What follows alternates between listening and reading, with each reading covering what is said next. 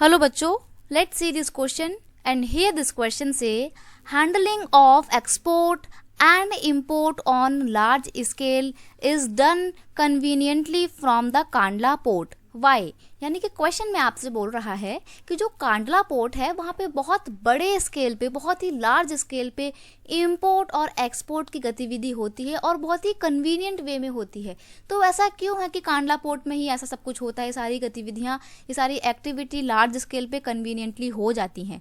तो यहाँ पे आपका आंसर है handling of export and import on large scale is done conveniently from the Kandla port because it is the tider port, hence large ship can enter and leave the port easily। ये एक टाइडर port है, एक काफ़ी बड़े level पे फैला हुआ port है जहाँ पर शिप इजीली एंटर भी कर जाती है और आराम से बाहर निकल भी जाती है। एंट्री और लीविंग का जो काम होता है शिप का वो बहुत आराम तरीके से हो जाता है, आराम से हो जाता है।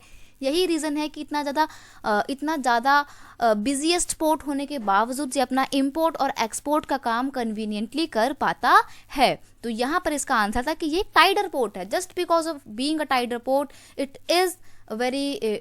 Is able to export and import on large scale and वो भी वेरी कन्वीनियंटली। तो यहाँ पे आपका अगर हम बात करें कांडला पोर्ट की, तो कांडला पोर्ट को एक और नाम भी दिया जाता है, Kandla port also known as the Deen Dayal port. इसको दीन दयाल पोर्ट भी बोला जाता है। तो अगर पेपर में आपसे क्वेश्चन पूछ ले कि दीनदयाल पोर्ट पे इतना ज़्यादा इंपोर्ट और एक्सपोर्ट की एक्टिविटी लार्ज स्केल पे कन्वीनियंटली क्यों हो जाती है, तो आपको आंसर कांडला पोर्ट वाला ही लिखना रहेगा। तो नाम में आपको बिल्कुल भी कंफ्यूजन नहीं क्रिएट करनी है।